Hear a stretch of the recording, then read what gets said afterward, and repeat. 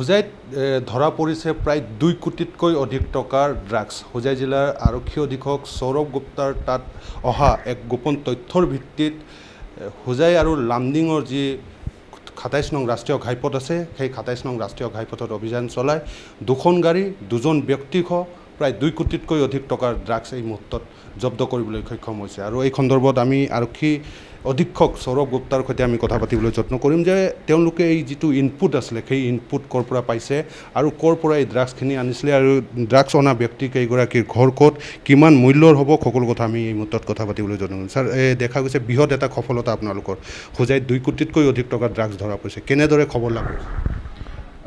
এইটো এটা আমি ইনফৰ্মেশ্যন পাইছিলোঁ কি আউট অফ ষ্টেটৰ পৰা মানে বাৰাক ভেলী ৰুটৰ পৰা ড্ৰাগছৰ এটা কনচাইনমেণ্ট আহি আছে আৰু সেইটো নাগাঁৱত গৈ আছিলে। মাজতে আমাৰ এইটো চেঞ্জিং হৈছিলে, কিবা হোজাইৰ মৰাঝাৰৰ মানুহ তেখেতক ৰিচিভ কৰি আগত পঠাইছে। সেইকাৰণে আমাক গম পোৱাৰ পিছত আমি গাড়ী এটা নাকাবন্দী কৰিলোঁ। নাকাবন্দীত আমাক সেইটো গাড়ী য'ত ড্ৰাগছৰ কনচাইনমেণ্ট আছিলে সেইটো ধৰা পৰিছে আৰু তাৰ লগত মানুহে আমি পাইছোঁ। আৰু ড্ৰাগছত যেতিয়া আমাৰ চিজাৰ প্ৰচিজাৰ হৈছে তাত আমি পাইছোঁ 50 পেকেটছ আছিলে, soap case packets. Total weight হৈছে 820 গ্ৰামছ। কিমান মূল্য হ'ব ছাৰ, কিমান মানুহ ধৰা? টোটেল মানুহটো বেছি ইনভলভ আছে, তথাপি ইয়াত আমাক 2টা মানুহ এতিয়া ধৰা পৰিছে। তেখেতক নাম হৈছে শ্বাহিদ আহমেদ মজুমদাৰ আৰু ৰাহানুল ইছলাম। সেই 2টা মানুহ কাছাৰৰ নিবাসী হয়। এতিয়া এজ পাৰ NCRB ৰেট প্ৰায় মূল্যটো 2 কোটি বা 2 কোটি 10 লাখ টকা এনেকৈ হ'ব। ছাৰ, তেওঁলোকে কি গাড়ীৰে তেওঁলোকে হোজাইলৈ ড্ৰাগছ আনিছিলে বা দিবলৈ আনিছিলে নে দিয়াৰ সময়ত ধৰা পৰিছে? আৰক্ষীকো খুন্দিয়াৰ কিবা চেষ্টা চলাইছে? হয়, ইয়ে এটা ছুইফ্ট ডিজায়াৰ গাড়ী লৈ আহিছে, তাত ড্ৰাগছৰ কনচাইনমেণ্ট আছিলে আৰু সেইটো বেলেগ এটা পাৰ্টিক ডেলিভাৰী কৰি আছিলে। সেই টাইমতে আমি ট্ৰেপ লগাইছিলোঁ। ট্ৰেপ লগোৱাৰ পিছত যেতিয়া গাড়ী ধৰা আমাক চেষ্টা হৈছিলে, সেই টাইমত আমাৰ আৰক্ষীৰ ওপৰত গাড়ী খুন্দিয়াব সেইটো চেষ্টা কৰিছে।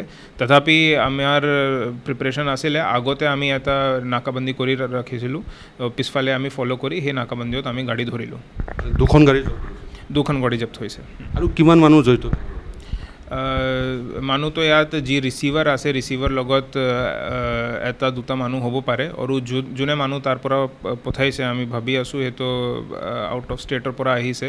তাৰ পৰা যি চেণ্ডাৰ আছে, চেণ্ডাৰ আৰু ইয়াত ৰিচিভাৰ 2টা পাৰ্টিত মানুহ হ'ব আৰু আমাৰ ৰেডাৰত এতিয়া 3টা মানুহ অলৰেডি আছে আৰু মানুহ হ'ব পাৰে, সেইটো তদন্ততে ওলাব।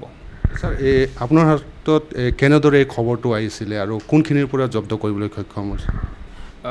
খবৰটো আমাক চিক্ৰেট চ'ৰ্চ হিচাপে থাকে, সেইটো আমাক ইনফৰ্মেশ্যন আমি পাওঁ কি ড্ৰাগছ ক'ৰ পৰা আহি আছে আৰু ক'ৰ পৰা গৈ আছে।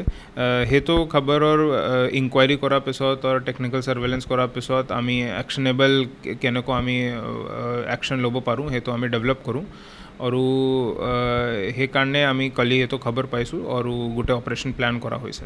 লামডিং বনাঞ্চল? লামডিং বনাঞ্চলত ফাইনেলি তেখেতক চিজ কৰা হৈছে, গাড়ী ধৰা পৰা হৈছে। বৰাকৰ পৰা আহিছিলে। আৰু এটা কথা ছাৰ, এই মোৰাজাৰত তেওঁলোকে ডেলিভাৰী কৰিবলৈ অহা বুলি কৈছে। এতিয়া যিগৰাকী মোৰাজাৰৰ যিগৰাকী ব্যক্তি, তেওঁৰ সন্ধানতো আপোনালোকৰ অভিযান? হয়, মোৰাঝাৰতো ৰিচিভাৰ আছিলে, তেখেতক আইডেণ্টিটি এতিয়া আমাৰ তদন্তত আহিছে। তাৰ এগেইনষ্ট আমাৰ তদন্ত চলি আছে আৰু তাৰ কি লিংকেজ আছিলে, কেনেকৈ সেইটো গোটেই চক্ৰান্ত হৈছিলে, আমি সেইটো এভিডেঞ্চত লৈ আহিম আৰু তাৰ এগেইনষ্টে আমি বিধিত কাৰ্যবাহী কৰিম।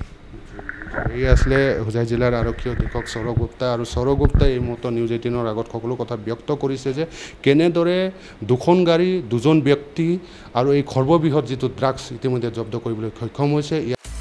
আপুনি বিচৰা বাতৰি পাব কেৱল নিউজ 18 এপত। নিউজ 18 এপ ডাউনলোড কৰিবলৈ স্কেন কৰক এই QR কোড। গুগল প্লে ষ্টৰতো পাব এই নিউজ 18 এপ।